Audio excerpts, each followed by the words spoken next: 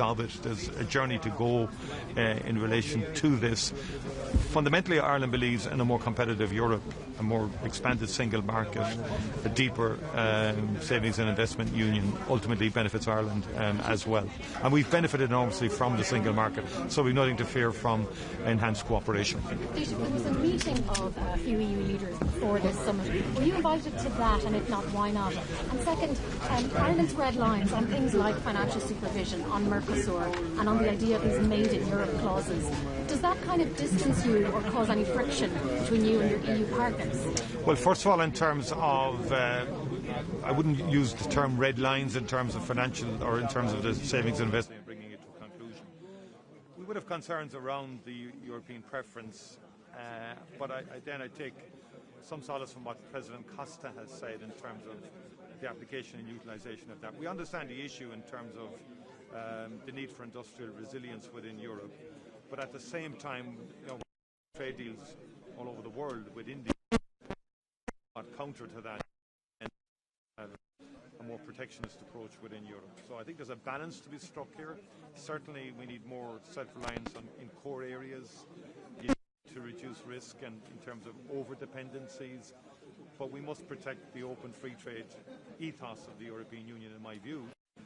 And so there will be, there will be debates around that, and I think that whole European preference issue is one that we need to explore far more deeply, and that's an issue that I certainly will be articulating on. No, we weren't invited at the meeting this morning because it's a big long day of summit today. I don't get the necessity for that, but anyway, we do host pre-meetings ourselves at different summits. But today, to be fair to President Costa and President Von der Leyen, it's his day, and he was very anxious to have a full day here to discuss competition within Europe, or competitiveness within Europe, and I think it's a positive development. Thank you indeed. Yeah.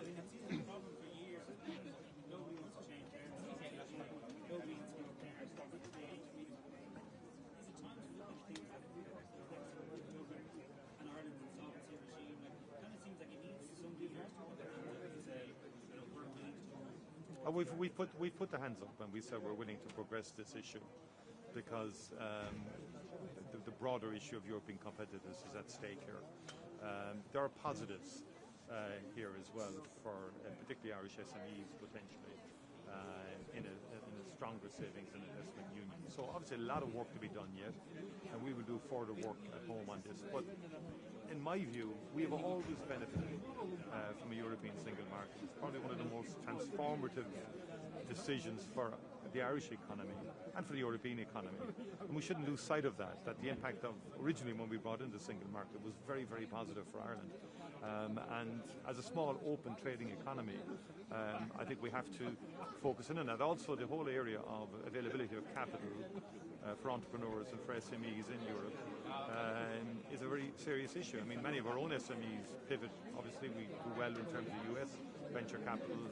We have some of our own venture capital through Enterprise Ireland funds, but in the overall scale of things, that's limited enough. So I think we would benefit from certain aspects of what's on the table in respect of the Savings Investment Union. There are concerns around central supervision, and we would have concerns about one single authority, and in terms of the impact on that, in terms of the respective financial services in member state countries, including our own, because we are a big player in respect to financial services. And so obviously that's something that we would be watching out for. But we do believe, in the context of the Commission's proposals, that there's a landing zone there too. Thank you very much. Thanks.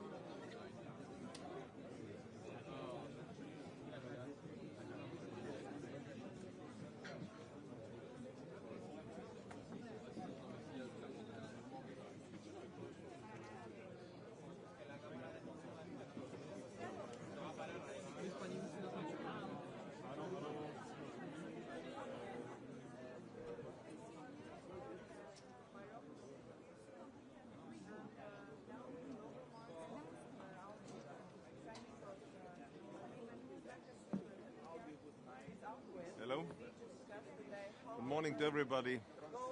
I would like to few points about today's meeting or informal retreat.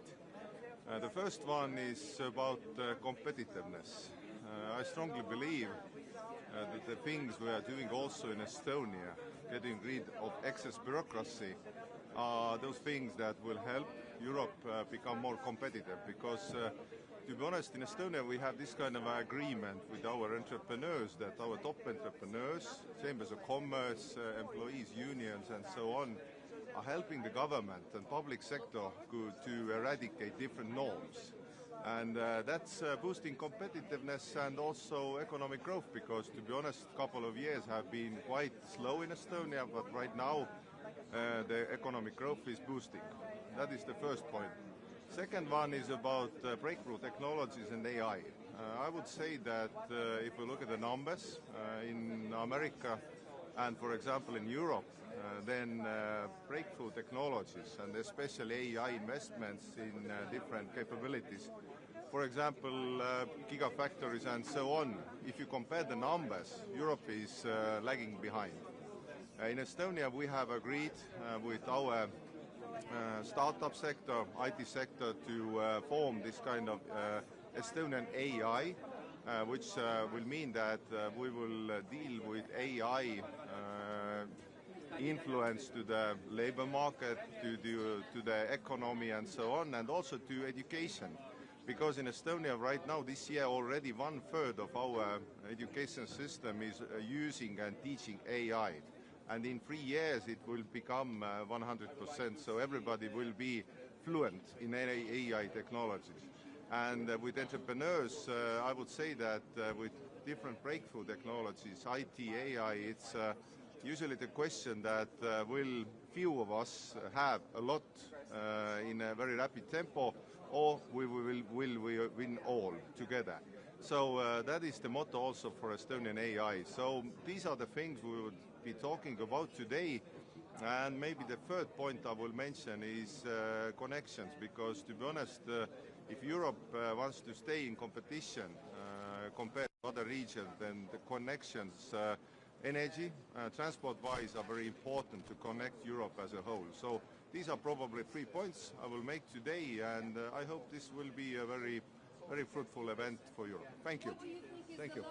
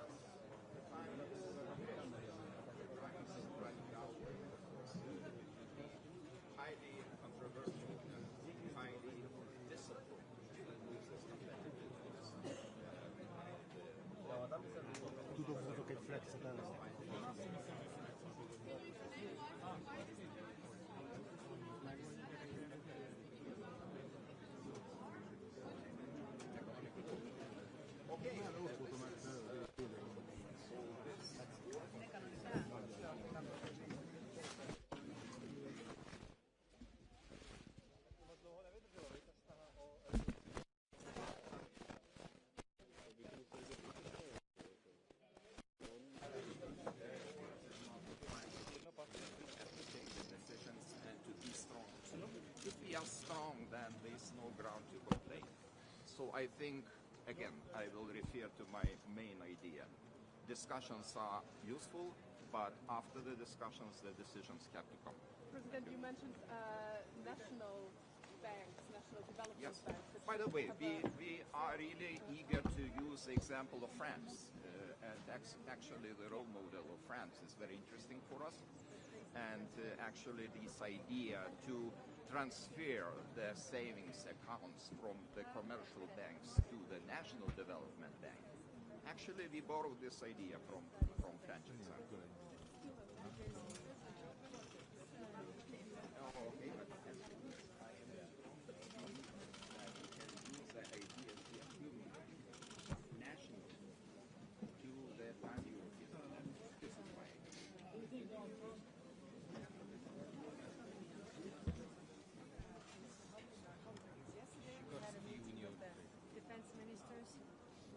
And even defense ministers were saying that, you know, ramping up defense production. What are the obstacles? Are actually that the capital markets union doesn't work, there's access to capital is hindered and all this.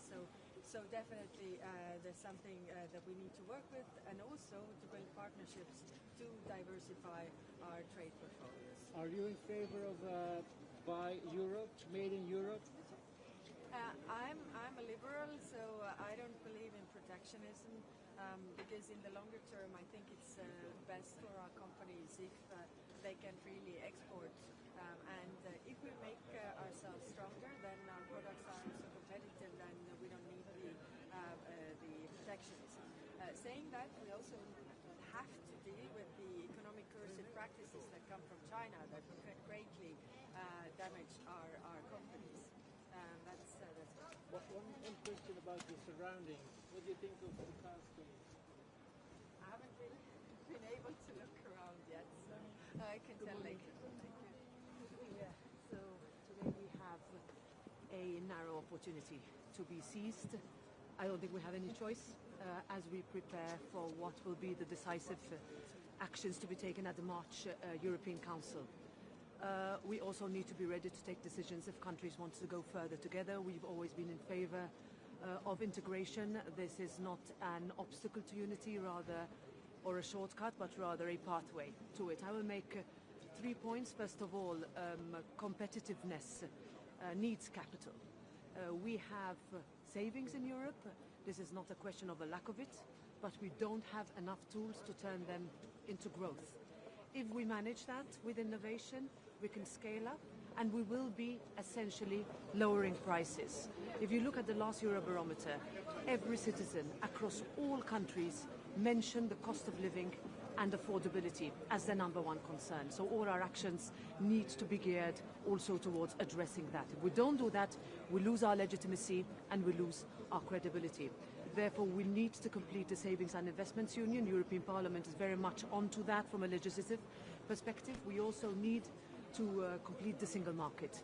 This is the very essence of the reports in the discussions we have with Mario Draghi and Enrico Letta today. We have way too many barriers that prevent money and capital from moving from one country to another. Way too many obstacles to simplification. That is where we need to make sure that the decisions and the discussions are taken now. No more words, but more action finally. Finally, on trade, what we saw with India is that when we are confident and when we are outward looking, we can achieve a lot. We need to be open, never naive, always based on dialogue, fairness and respect. It is also that philosophy that we're taking with us as we continue to progress on the EU-US trade deal. Thank you very much. Thank you. Thank you. Okay, one, actually. Okay.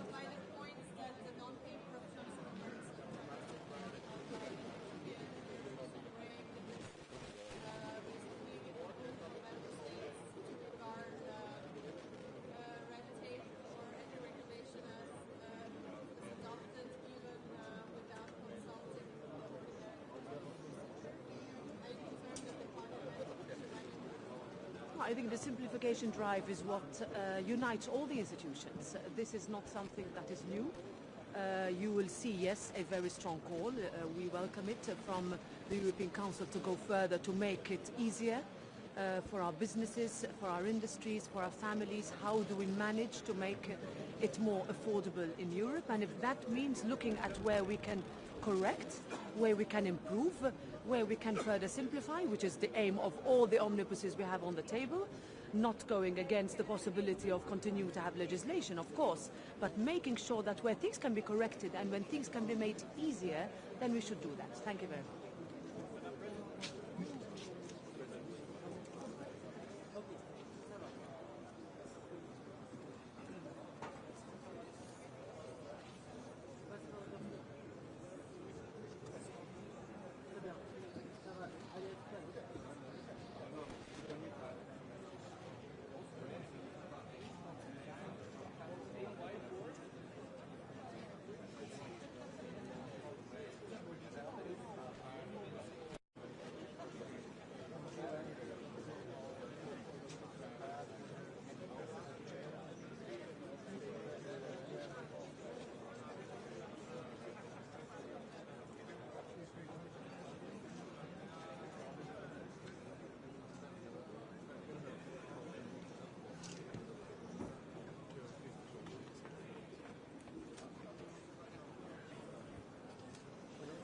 Ευρώπη πρέπει να βελτιώσει την ανταγωνιστικότητά της, εάν θέλει να υποστηρίξει το κοινωνικό της μοντέλο, να επενδύσει στην άμυνα και να θωρακιστεί απέναντι στην κλιματική κρίση. Αυτό είναι το κύριο αντικείμενο του έκτακτου Ευρωπαϊκού Συμβουλίου, το οποίο θα ξεκινήσει σε λίγο.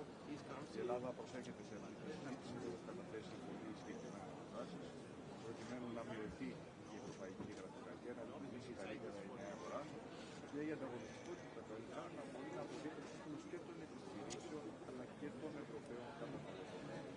Η ανταγωνιστικότητα από μόνη της είναι ένα περιμένει όντως για δύο περισσότερες και καλύτερα.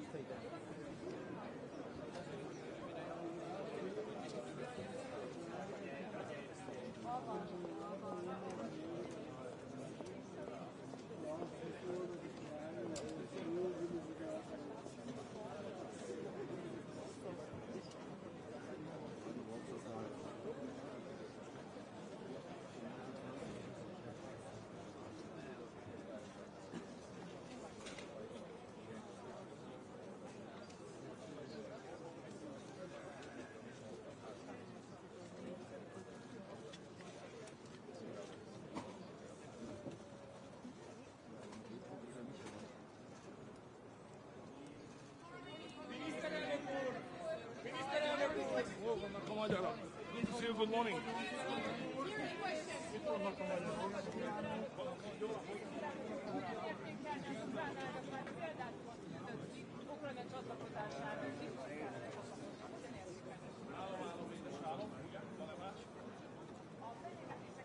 Igen, van-e más? A fenyegetések tekintetében Magyarország tervez választ lépni? Természetesen minden ország védi a szuverenitását, így mi is, és nem hagyjuk magunkat sem fenyegetni, sem zsarolni. Van-e más kérdésük? A hétfői Ursula von der Leyen levelet hogy kommentálnál, különösen azt a részét, hogy már megint a vétó megkerülését pedzegette benne, tehát hogy kisebb csoportokra kéne az Unióban bontani. Akkor röviden mondanék valamit, hogy miért vagyunk itt, és abban lesz válasz az önkérdésre. Most azért vagyunk itt, mert az európai gazdaság lejtmenetben van. Ezt brüsszeliül úgy mondják, hogy veszít a versenyképességéből. És azért jöttünk össze, hogy megbeszéljük, mit kell csinálni, hogy ne lejtmenetben legyünk, hanem ismét emelkedjen és növekedjen az európai gazdaság. Szerintem 3 dolgot kell csinálni, ez a magyar álláspont. Az első, hogy béke kell, mert háborúban a gazdaság blokkolva van, nem tud növekedni. A háború rossz a gazdaságnak, tehát minél hamarabb békét kell elérni. A második dolog, hogyha van pénzed, és az uniónak van, akkor ne küld el máshova, ha neked van rá szükséged. Például ne küld el Ukrajnába. Tehát a második dolog, hogyha már van pénzünk, és a gazdaságunk lejtmenetben van, akkor nem másnak adjuk oda a pénzünket, hanem költsük magunkra. A harmadik dolog pedig, hogy miután a versenyképesség, bánt a cégeink, a vállalatainknak az első számú problémája a magas energiaár, csökkentse az energiaárat, hozzá döntéseket, és vágd le az energiaárát. Ezt kéne csinálnunk, ez ilyen egyszerű. Prime Minister, what is the easiest thing for Europe with competitiveness? First, stop the war. War is bad for the business. Look for the peace. Second, don't send your money to somebody else if you need it for your competitiveness. So don't send the money to Ukraine. Third one, reduce and cut back as much as you can the energy price. That's so simple. Miniszterelnök úr, 2024-ben a soros elnökségen.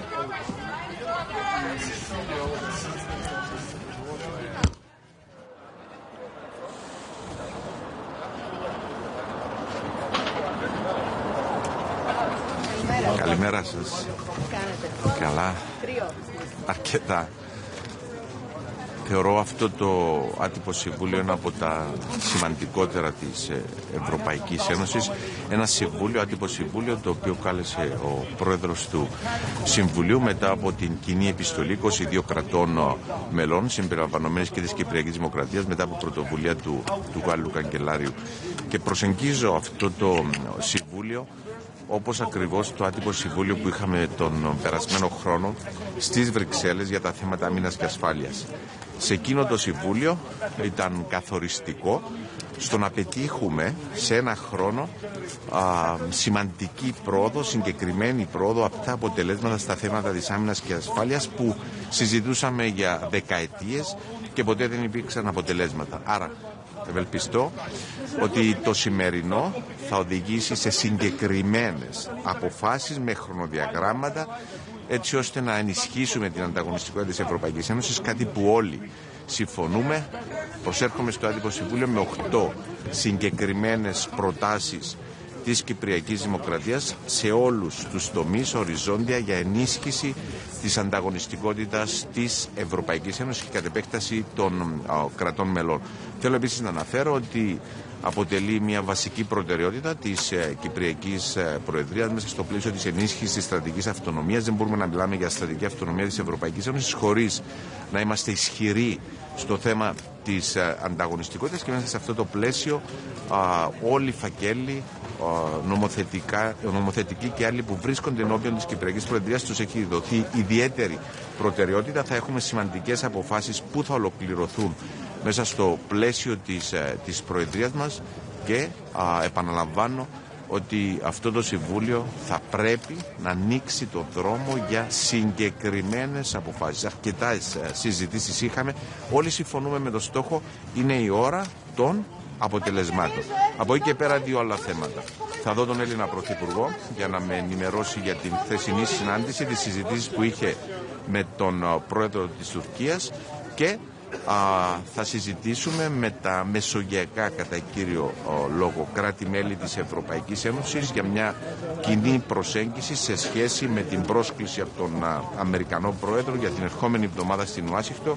Μεσογειακά κράτη, γιατί αντιλαμβάνεστε έχουμε μια ιδιαίτερη ευαισθησία, ένα ιδιαίτερο ενδιαφέρον για το θέμα της Γάζας.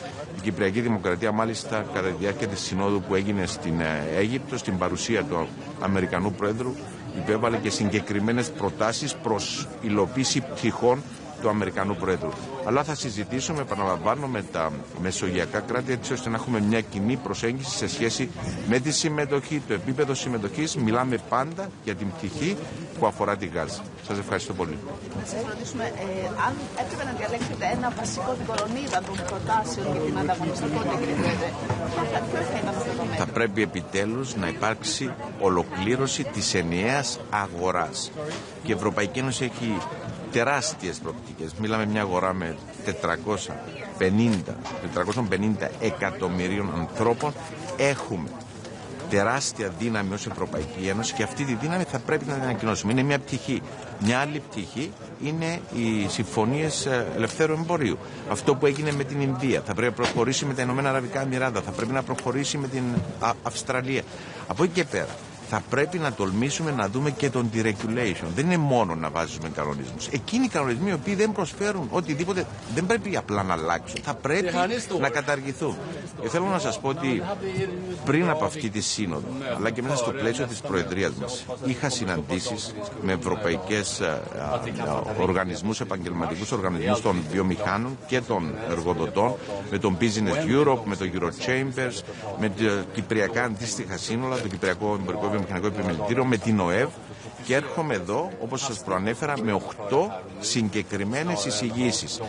Οριζόντια το θέμα της ανταγωνιστικότητας θα πρέπει να είναι σε κάθε Ευρωπαϊκό Συμβούλιο μέχρι το τέλος του 2026, ακριβώς για να βλέπουμε πρόοδο, που υπάρχουν προβλήματα, πρέπει να υπάρχουν συγκεκριμένα χρονοδιαγράμματα. Και είμαι αισιόδοξος, λαμβάνοντας υπόψη το τι έγινε πέρσι στη Σύνοδο, την άτυπη Σύνοδο που είχαμε για τα θέματα της άμυνας και ασφάλειας.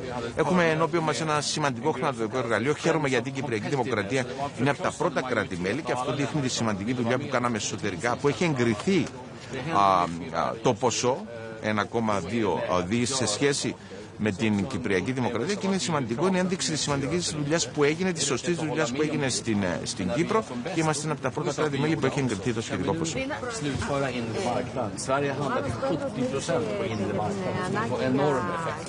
Mercosuravtalet, avtalet med Indien, den sortens handfasta saker. Och samtidigt får EU-parlamentet att inte försinka och försena förenklingen. Kan vi komma dit, då är det bra.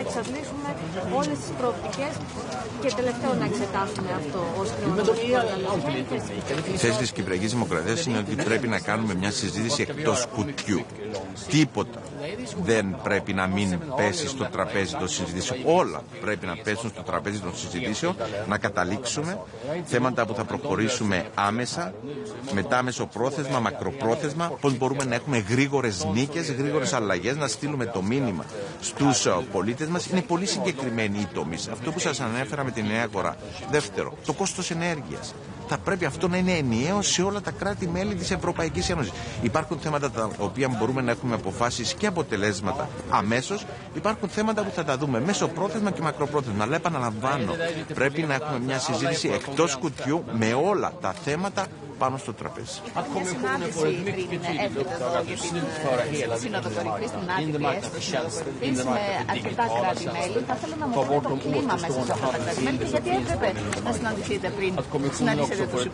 Ξέρετε, ξεκίνησε αυτή η προσπάθεια από τον καγκελάριο της Γερμανίας, την Ιταλίδα Πρωθυπουργό και τον Βέλγο Πρωθυπουργό, αυτή η φίλη της ανταγωνιστικότητας. Και αν δεν με πατάει μνήμη μου, καταλήξαμε να είμαστε 22 κράτη-μέλη. Και αυτό είναι ενδεικτικό το πώς αυτό το θέμα αφορά σχεδόν όλα τα κράτη της Ευρωπαϊκής Ένωσης. Και θέλουμε να δουλέψουμε μαζί με την Επιτροπή. Ήταν σημαντικό ότι η πρόεδρος της Επιτροπής ήταν εκεί για να προχωρήσουμε πολύ συγκεκριμένα. Άρα ήταν ένα προπαρασκευαστικό, αν θέλετε, στάδιο της συζήτησης που θα έχουμε σήμερα. Εγώ ευχαριστώ.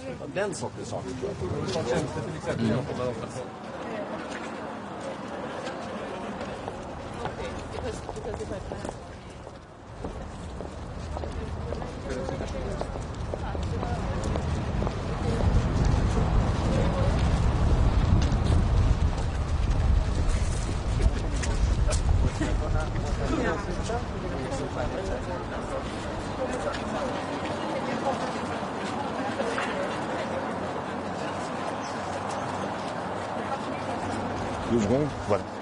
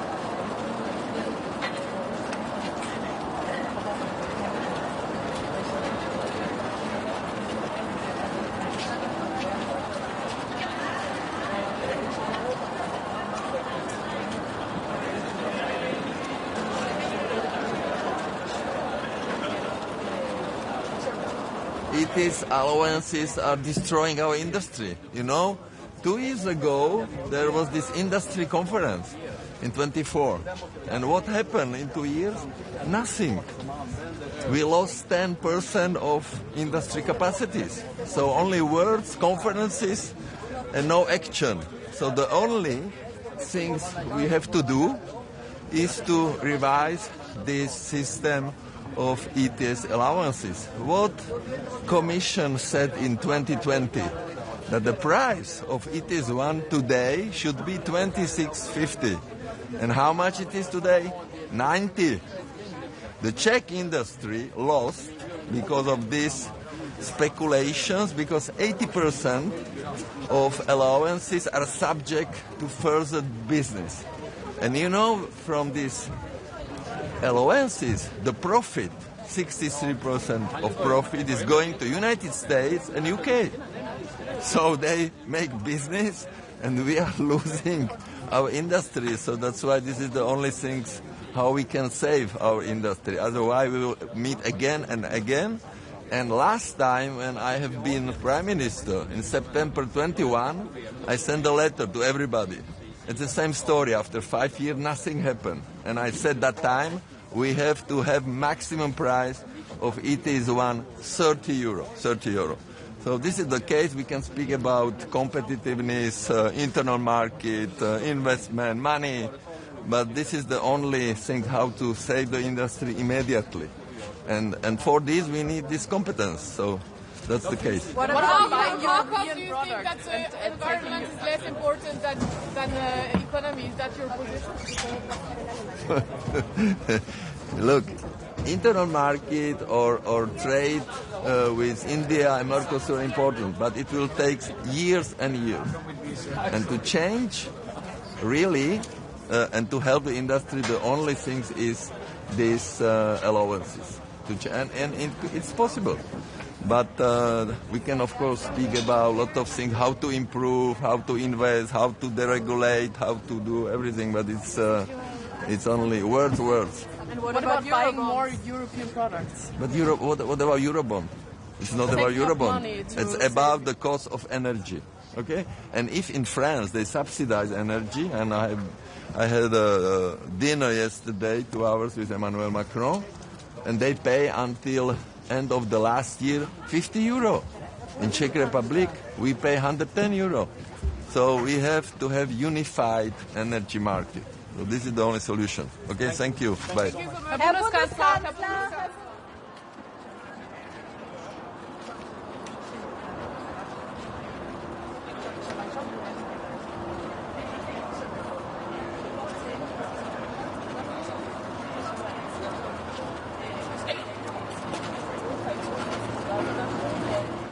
Al verschillende. Hoe was het?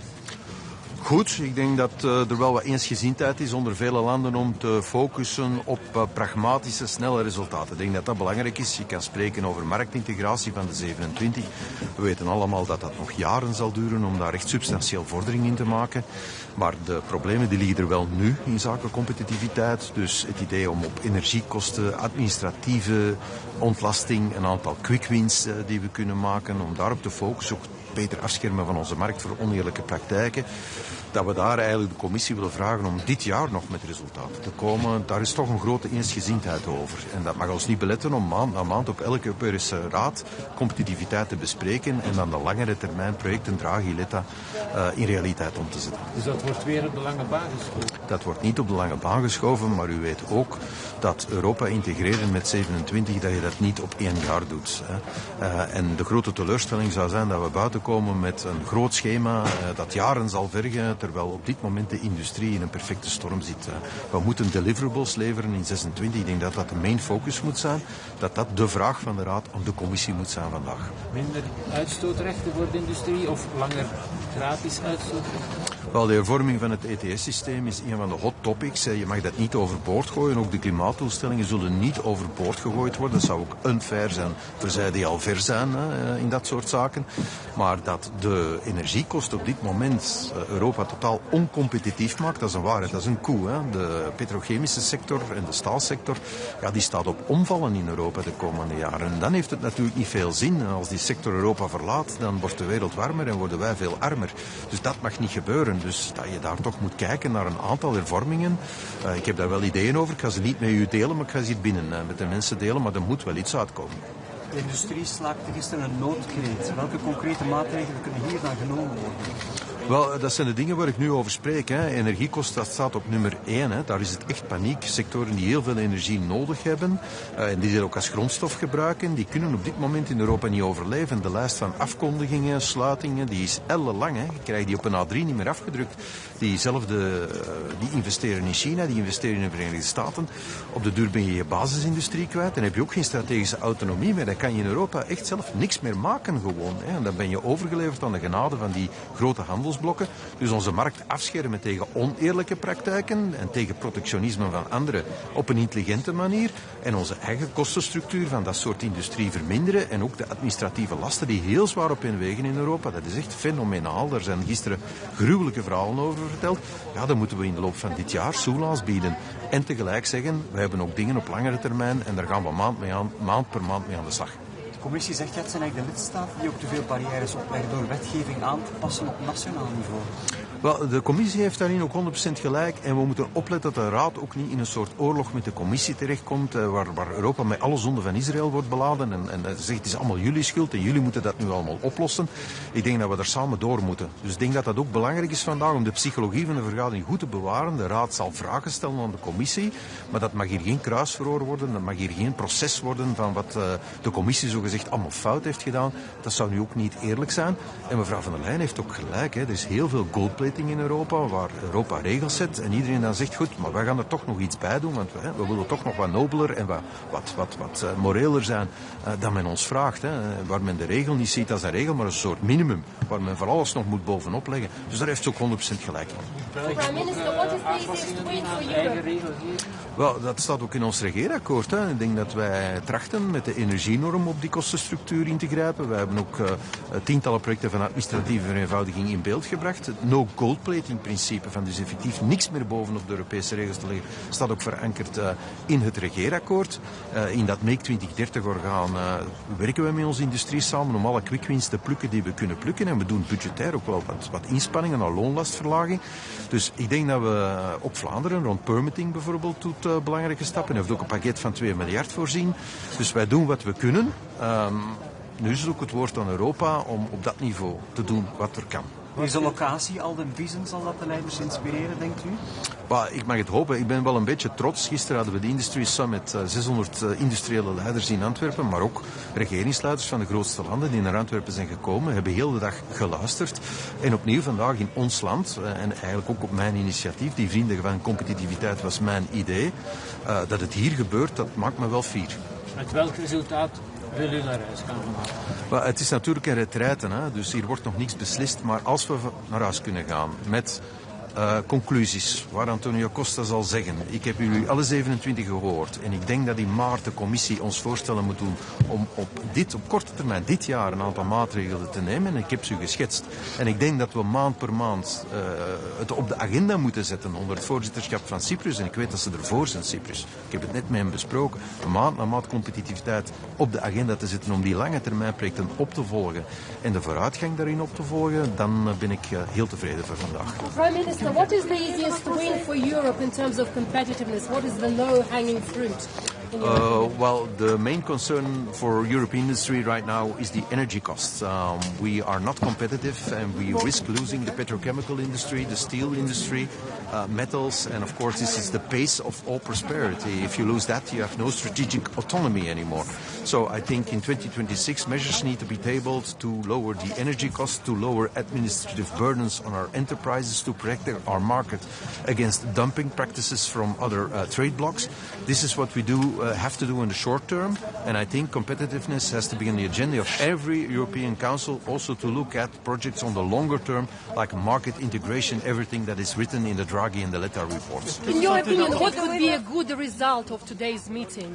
The result should be, because it's a retreat, we're not going to take decisions, but if the conclusion is that the 27 countries want the Commission to table proposals every month to enhance competitiveness, and that these proposals need to lead to concrete results this year, 2026, to pick the low-hanging fruit, then it will be a very useful day. And what should happen to carbon market, to ETS? Well, ETS needs to be reformed, but that's a very delicate debate. I think we have to hold on to our environmental goals, and that we have to make intelligent adaptations to the CO2 cost for our industry. It is too high. It is making them uncompetitive. It is, with the energy being very expensive, they're caught in a perfect storm. So it needs to be a package where you have an ETS reform, you need to help them on the energy cost, and you need to protect them against other trade blocs who are often not very fair in protecting their own markets and dumping their products on our markets. So in total, you have to have a package which helps the industry now, this year, 2026, not in the long term. Is there still hope for Europe? I think Europe has everything to hope for if we unite and take the right measures. What's the price of failure? En français, oui. Vous avez rencontré un certain nombre de dirigeants européens ce matin. Quel était l'objectif? Oui, c'est un club qui s'appelle les Amis de la Compétitivité, et ça dit tout. Donc tout le monde est en difficulté. Certainement, l'industrie en Europe est en grave difficulté, et l'industrie qui dépend du coût de l'énergie est même en péril de mort. Donc on a perdu déjà 10% de la capacité de cette industrie en Europe, et tout le monde annonce encore des fermetures, et on voit aussi la concurrence de la Chine, les États-Unis qui sont devenus protectionnistes. Donc on a besoin de mesures à court terme pour aider notre industrie, notamment le coût de l'énergie, les charges administratives, protection de notre marché contre des autres blocs de commerce comme la Chine. Ça doit passer à court terme, et je pense qu'on doit en discuter et demander à la Commission de venir en mars déjà avec un roadmap pour cette année-ci, avec des mesures à court terme, et aussi de mettre compétitivité à l'ordre du jour de chaque Conseil européen les prochains mois, pour voir pour les projets à long terme l'intégration du marché, les rapports de Draghi et de l'État, de les mettre en œuvre, de ne pas lâcher ça, mais de le mettre à l'ordre du jour chaque mois pour faire du progrès. Des réunions informelles comme celle-ci, il y en a eu beaucoup. Le diagnostic, il existe depuis déjà un certain temps. Qu'est-ce qui peut faire la différence ici aujourd'hui à Alden Biesen? La différence, c'est que j'aperçois quand même qu'il y a un grand sentiment d'urgence. Hier, on a eu le sommet à Anvers, le sommet européen de l'industrie. 600 leaders industriels étaient là à Anvers, c'est un record. Et aussi, M. Macron était là, M. Merz était là, Stocker de l'Autriche était là, mon collègue hollandais était là. Ça, c'est du jamais vu. Et ça me démontre quand même qu'il y a un grand sentiment d'urgence. On a écouté l'industrie, on a le sommet aujourd'hui, et je constate que dans notre club ami de la compétitivité, 19 pays étaient présents, tous les grands étaient là, avec un grand sentiment de devoir pour livrer des résultats concrets. Il y a des différences entre Européens, on voit entre l'Allemagne et la France, notamment sur la question de la préférence européenne. On peut arriver à un accord sur ce genre de sujet? Oui, c'est nécessaire qu'on arrive à des accords, et on sait très bien qu'il y a des différences entre l'approche allemande et l'approche française, qu'on doit protéger notre marché. Je pense que tout le monde est d'accord là-dessus. Comment le faire, ça c'est une autre chose, mais il faut arriver à des compromis. Moi, je suis pragmatique, un pragmatiste. Donc je pense qu'on peut réconcilier les deux. On peut s'attendre à des décisions concrètes ou des avancées concrètes ici aujourd'hui? Pas aujourd'hui. Donc c'est un retraite. Donc ça veut dire que c'est une journée de réflexion. Mais on doit partir avec une demande à la Commission de venir en mars et de continuer le travail chaque jour avec des propositions concrètes à court terme et un plan à long terme. Si vous deviez pointer une mesure urgente qui doit absolument passer, si vous deviez faire un choix? Un package pour le coût de de l'énergie, protéger notre industrie qui est intensive en usage de l'électricité et de l'énergie. Ça, c'est vraiment quelque chose qu'on doit faire cette année-ci. Est-ce qu'il y a un axe Merz-Meloni qui se dégage et qui remplace un peu le politique campagne? Je dirais pas ça, mais je pense qu'il faut trouver le compromis entre aller sur chaque thème, et la protection de notre marché, c'est un thème sensible où l'approche allemande et l'approche française n'est pas la même, mais ça a toujours été le cas. Depuis la Deuxième Guerre mondiale, il y a ces deux voies dans le modèle européen. On doit les réconcilier, trouver les compromis pour avancer. Et la Belgique est plus proche de la voie allemande? On est toujours entre les deux, hein. On comprend les deux, donc on est bien placé pour trouver le compromis, et c'est aussi une spécialité de la Belgique de trouver les compromis là où les compromis semblent impossibles. Voilà, merci. Merci.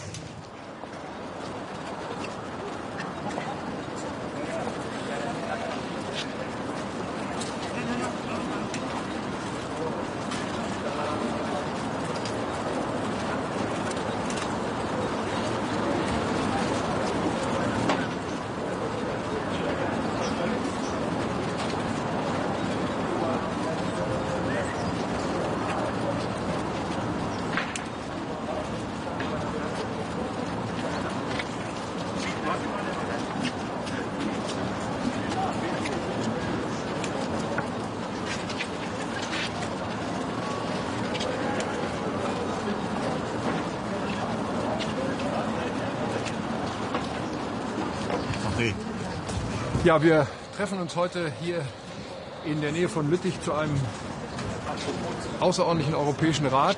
Es wird keine Entscheidung geben, sondern es gibt eine Aussprache über Wettbewerbsfähigkeit und über die Vollendung des europäischen Binnenmarktes. Wir wollen diese Europäische Union schneller machen, wir wollen sie besser machen, wir wollen vor allem dafür sorgen, dass wir eine wettbewerbsfähige Industrie in Europa haben. Dafür gibt es viele Themen. Wir haben Enrico Letta und Mario Draghi eingeladen, um genau über diese Themen zu sprechen, Wettbewerbsfähigkeit und europäischer Binnenmarkt.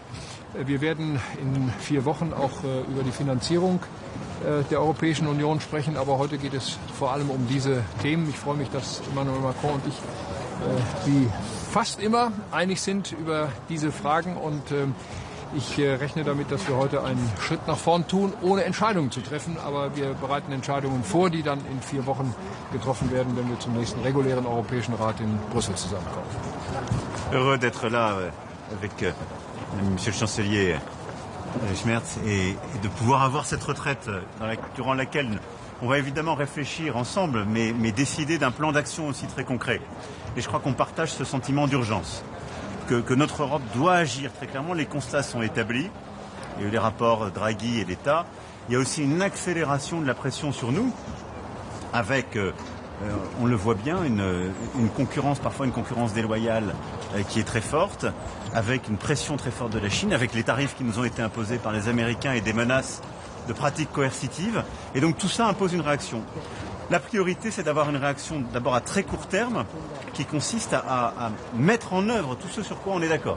Et aller beaucoup plus vite sur la simplification, l'approfondissement du marché unique, les questions d'énergie, de financement. Et ça a été rappelé à l'instant par le chancelier, il y a un accord franco-allemand très fort sur l'union des marchés de capitaux qui est très importante. La deuxième priorité, c'est de continuer à diversifier, dérisquer notre Europe en multipliant les partenariats. La troisième, c'est aussi de pouvoir, dans certains secteurs critiques, défendre un contenu européen, une préférence européenne, dans certains secteurs qui sont menacés tout particulièrement. Et puis la quatrième priorité qui est la nôtre, qui était présente dans le rapport Draghi, c'est aussi de continuer à financer l'innovation avec du financement public et privé ensemble. Voilà, et donc on va ici avancer. Ce qui est important, on vient d'en discuter avec les collègues et ensemble, c'est vraiment qu'on aille vite et qu'on ait des décisions très concrètes d'ici à juin. Et nous, on va regarder ensemble en juin où on en est. Et sur certains sujets, si on n'avance pas à 27, en se donnant le droit de faire des coopérations renforcées pour aller plus vite. Très bien. Merci beaucoup.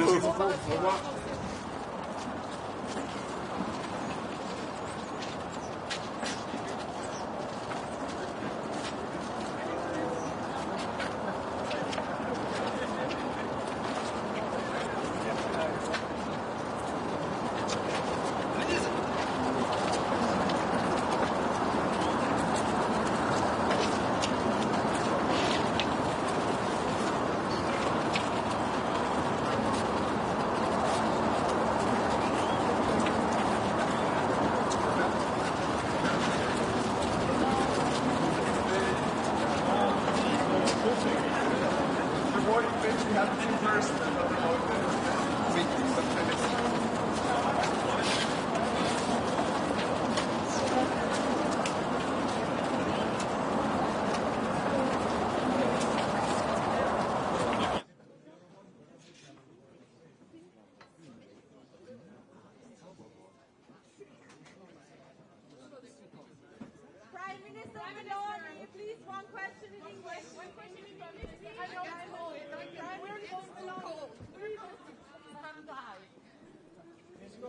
Lees gewoon voor je vraagje van de Vlaamse televisie. Nou, weet je, niet echt door. Ja, dank u.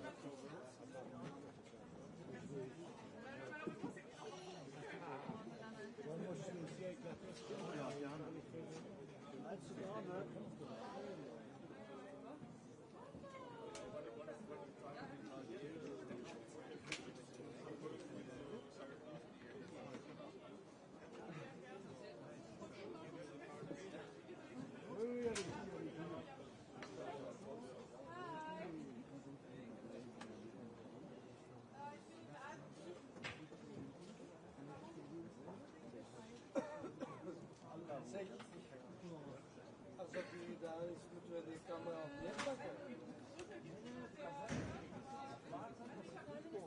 Nee, ze zei van, de zengenborst, dat is... Allee, dat is mij uit het stelsel.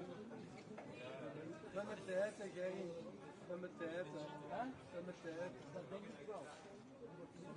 Nee, dat hadden ze mij gezegd, dat is geen Allee, en waar zijn die dan wel? Nee, gewoon per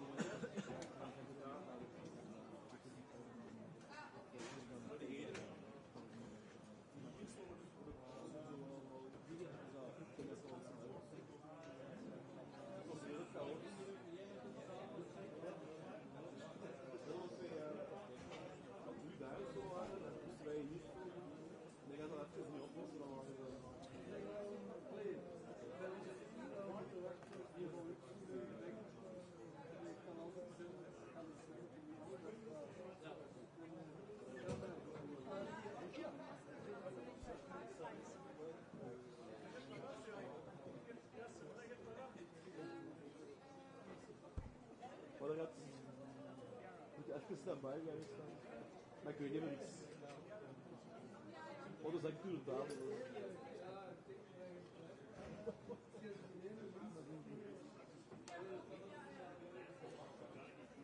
Oké, wij staan bij staan.